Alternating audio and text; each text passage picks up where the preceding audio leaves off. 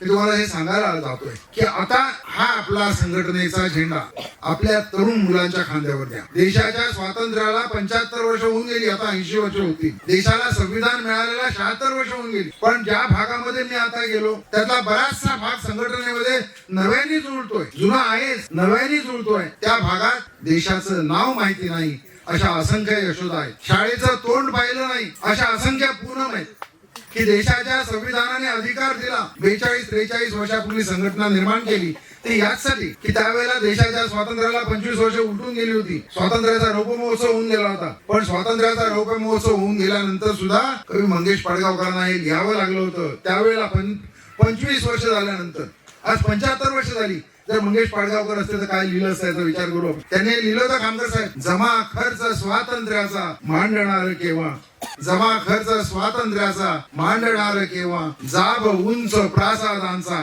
आता तर उंचच उंच म्हणजे इतके उंच टॉवर आहे की आपली नजर राहत नाही, नजर ठरत नाही.